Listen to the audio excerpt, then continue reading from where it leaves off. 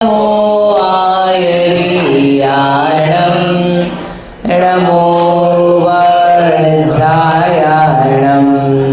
नमो लोय सवसाहुणम्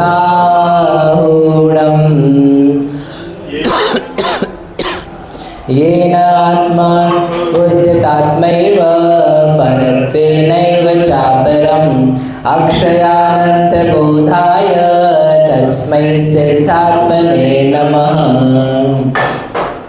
41 ही ना, 41 नंबर का श्लोक है। शुभम शरीरम दिव्यांश विषयानभिवांछते उत्पन्नात्ममतिर्देहे तत्वज्ञानी ततश्रुतिम्। 42 नंबर का, 41 तो पढ़ चुके अपन। क्या बोला इसमें कि प्रश्न क्या था अपना कि जो कृत्वा अपि परमं तत्पः, बहुत तप करने पर भी न निर्वान्ति, निर्वाण नहीं होता। तो क्या पूछा था प्रश्न बच्चे ने, मतलब जो शिष्य सामने उसने क्या बोला, हाँ कि हम इतना कर रहे हैं तो उससे आप निर्वाण नहीं मिलेगा, ये तो कोई बात नहीं हुई। हमारे करने से फिर लाभ क्या है, फिर हम काहे वास्ते कर रहे हैं। तो उन्होंने उत्तर दिया यहाँ पर कि देखो तुम जो कर रहे हो, हमने आपसे कल एक प्रश्न छोड़ा था कि आपको सोच के आना है। क्या प्रश्न था रेखा जी, हैं? बोलो बहन जी, कल क्या प्रश्न था रीना जी दिया था करने के लिए?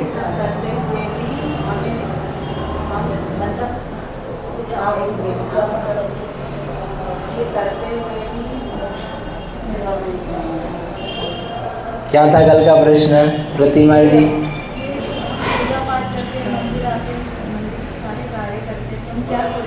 हाँ, हम क्या सोच के करते हैं, हम क्या क्या चाह रहे हैं, ये जो हम कर रहे हैं इसके बदले में हम क्या चाह रहे हैं, हमारा पर्पस, प्रयोजन, उद्देश्य क्या है, क्या है? आत्मा की सिद्धि है। हाँ,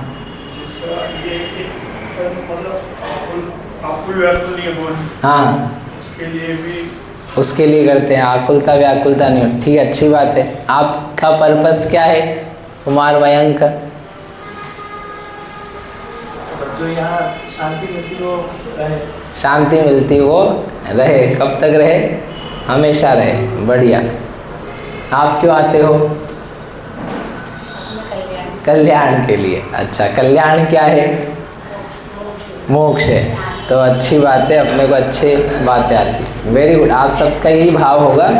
अब लेकिन जिसका नहीं अपन उसकी तरफ से करते हैं। आप लोगों को किसी को इल्ज़ाम नहीं लगाते कि वो कहते हैं कि देखो जिसको अभी आत्मज्ञान में प्रयत्नशीलता नहीं है, ठीक है, ऊपर के श्लोक से रिलेट करना। उन्होंने कहा था अयथा तत्र, उस आत्मज्ञान में जो प्रयत्नशील नहीं है उसको ये जो सब कर रहा है, उसको आत्म बुद्धि है देह में, उसे शुभम शरीरम, शुभ शरीर और दिव्यान भोगान, दिव्य विषय जो हैं अभिवांछति, उसकी अभिलाषा है।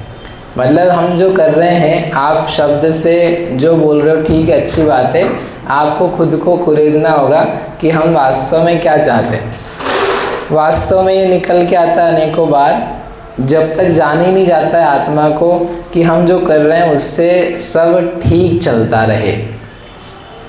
अभी मांग रहा है कोई अलग से, वो तो मैं बात ही नहीं कर रहा हूँ कि हम मंदिर आते हैं। देखो मंदिर आते हैं, 5 मिनट मंदिर जाना है, भगवान को खुश करना है, तो भगवान हमारा ध्यान रखे। थोड़ा अच्छा काम कर दिया, थोड़ा दान दे दिया, तो 1 रुपया देगा, वो तुझे 10 रुपया देगा। सुना कि नहीं बचपन से? तो अपन दे में कि गोलक में 1 रुपया डाल दो, तो अपने को रिटर्न में कितना मिलेगा? 10 मिल जाए। 1 लाख रुपये डालो तो 100 करोड़ होकर के आ जाएगा। थोड़ा त्याग करो, उसके बदले में अच्छा कोई स्वर्ग का सुख मिल जाएगा। यहाँ पर तप त्याग से रहेंगे, उपवास करेंगे तो भविष्य में स्वर्ग मिलेगा। तो ये जनरल व्यक्ति बोलता है, ठीक है। आप बोलोगे नहीं हम सब ऐसे नहीं करते, हम तो कुछ मांगते ही नहीं, हम तो बस डाल देते, हम तो केवल अभिषेक कर देते। तो वो कर देते, अच्छी बात है। अब ये ध्यान दो कि हम क्या चाहते हैं। हम क्या चाहते हैं? हम ये चाहते हैं कि हमारा जो कुछ जैसा चल रहा है वो अच्छा चलता रहे, और बल्कि बढ़िया हो जाए, और बढ़िया नहीं हो जाए, जैसा है वैसे ही बना रहे। मतलब नौकरी चल रही है, व्यापार चल रहा है, घर गृहस्थी है, कोई झगड़ा टंटा लफड़ा नहीं है, सामान्य जीवन चल रहा है, तो वैसे ही चलता रहा। भगवान आपकी कृपा से सब ठीक चल रहा है और ऐसे ही चलता रहे। इस प्रकार की क्या है? विषयाभिलाषा। वो पीछे छुपी हुई है कि नहीं, वो देखने की बात। ठीक है, आप कहोगे नहीं हम तो मोक्ष के लिए आते हैं, तो तुम ये बताओ कि मोक्ष होता क्या है? मोक्ष के लिए आते हो, कोई कह सकता है ये सब कुछ भी नहीं, तो मोक्ष के लिए आते हैं। मोक्ष यानी क्या होता है? मोक्ष यानी मजा, मोक्ष यानी आनंद, मोक्ष यानी अच्छा लगना। तो अच्छा यानी कैसा अच्छा लगना? जैसे यहाँ अच्छा लग रहा है वैसे वहाँ अच्छा लगे, जैसे यहाँ शांति है वैसे शांति, जैसे यहाँ शांति ना वैसी शांति बनी रहे। कि यहाँ तो भी शांति है ही नहीं, वही शांति तुमने देखी नहीं है। जो एक्चुअल में शांति है उसको तुमने छुआ भी नहीं है। उसको छूने के लिए तो आत्मज्ञान चाहिए, आत्मज्ञान में प्रवृत्ति चाहिए, एक बार आत्मा का अनुभव चाहिए कि हाँ ये जो आत्मा शांति है, आत्म अनुभव है, इससे पैदा हुआ जो आह्लाद है वो मुझे चाहिए हमेशा। तो आप कह सकते हो कि हाँ मैं सही जा रहा हूँ। उसके बिना आप कह रहे हैं मुझे अच्छा लग रहा है, अच्छा लग रहा है नहीं, क्या हुआ? थोड़ा सा अपने कषाय परिणाम जो है वो कम हो गए, तो खाने पीने की अभिलाषाएं थी थोड़ी सी कम हो गई। ठीक है ना, यहाँ पर अपन कोई बातचीत झगड़ा वगैरह नहीं कर रहे, वो वैसा हो गया। तो वो तो थोड़ा बहुत आप स्वर्ग जैसी बातें कर रहे हो। इवन स्वर्ग में तो थोड़ा ज़्यादा अच्छा होता है, थोड़ी स्वर्ग जैसी बातें आ गई। तो आप क्या चाह रहे हो? स्वर्ग चाह रहे हो, मोक्ष नहीं चाह रहे हो।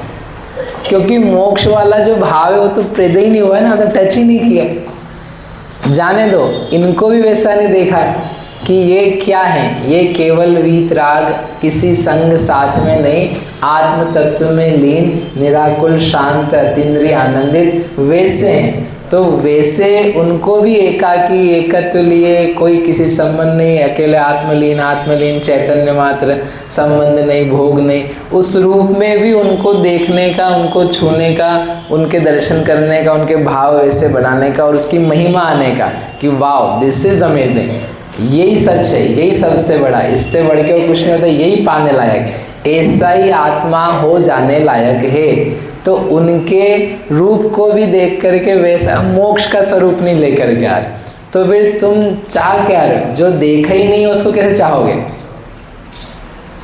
समझ में आ रहे? तो वो ये कह रहे हैं कि वो जो उसका व्यक्ति के बुरा मानने और प्रश्न वाली बात थी कि हम इतना कर रहे हैं हमको क्या मिलेगा, हम तो निर्वाण के नाम पे आ रहे थे, कि तुम निर्वाण का केवल नाम रख रहे हो, तुम्हारे मन में भोग की कामना है। समय सारजी में गाथा है बंद अधिकार, उन्होंने यही लिखा है, सदह दिया पत्ते दिया रोचे दी पुणो तहय फासे दी धम्मम भोग निमित्तम नदुसो कम्मक्षय निमित्तम। मतलब ये इसका कि यह जीव श्रद्धान करता है, स्पर्श करता है, प्रत्यय करता है, रुचि करता है धम्मम धर्म की, लेकिन कैसे धर्म की? भोग निमित्तम, भोग के निमित्त से धर्म की श्रद्धा करता है। नदु कम्मक्षय निमित्तम, कर्म के क्षय के निमित्त से धर्म की श्रद्धा नहीं करता कि ये जो धर्म है इस धर्म से मुझे जो कर्म और कर्म से के निमित्त से होने वाले भाव हैं उससे मुझे बचना है। अभी कर्म जनित भाव ही पसंद आ रहे हैं। कर्म जनित भाव यानी अनुकूलताएं, अभी राग द्वेष को मैं बात पीछे करता हूँ। अनुकूलताएं, अनुकूलताएं पसंद है कि नहीं? अनुकूलताएं ने ठंडी गर्मी में अपना हवा गर्म पानी मिल जाना, खाना पीना मिल जाना, कपड़े बर्तन मिल जाना, वो अनुकूलताएं। अनुकूलताओं के लिए ही सारा जीवन है कि नहीं? अनुकूलताओं की प्राप्ति ही अपने सोच में है कि नहीं? कि निराकुलता की प्राप्ति में सोच है? अनुकूलता और निराकुलता और प्रतिकूलता, प्रतिकूलता से बचना चाहते हैं, अनुकूलताओं को चाहते हैं और निराकुलता के तो पता ही नहीं। तो जो हम चाह रहे हैं मंदिर आकर के भी, जिसको अपन बोल रहे हैं कि हम भला सही चाह रहे हैं, यदि बोलना भी आया तो सही चाह रहे हैं, उसके पीछे भी क्या लगी हुई है? अनुकूलता। मुझे अनुकूलता चाहिए, मुझे धर्म चाहिए, मंदिर चाहिए, लेकिन कब? जब तक बाहरी काम बराबर चलता रहे। अभी बाहरी काम ठीक ठाक नहीं चले तो फिर मंदिर नामा मंदिर, फिर मंदिर कट, मंदिर गायब हो गया। क्यों? तुम्हें तो वैसा चाहिए था ना, निर्वाण चाहिए था ना। नहीं, ऐसा निर्वाण नहीं चाहिए कि हमको खाना पीने में कमी हो जाए, पहले वो फिर ये प्रॉब्लम है। ये तुम्हारे मन की श्रद्धा की दिक्कत है कि तुम भगवान के कार्य करके भी, धर्म के कार्य करके भी तुम्हें भोग या बाहरी सुख या अनुकूलता या फेवरेबल कंडीशंस, जिसको तुमने सुख माना है, उसकी पीछे बैकग्राउंड में भावना है, इसलिए तुम्हें निर्वाण प्राप्त नहीं होगा, क्योंकि तुम आत्मज्ञान के लिए प्रयत्नशील नहीं हो, तुम अनुकूलताओं के लिए प्रयत्नशील। समझ में आया? अब आप बोलोगे तो बहुत बड़ा इल्ज़ाम लगा रहे हो हमारे ऊपर। बताओ, इल्ज़ाम है क्या? देवी जी, इल्ज़ाम नहीं है, ये उनका तत्व है कि ऐसा व्यक्ति सोचता है। Now you need to figure out कि हम क्यों आ रहे हैं।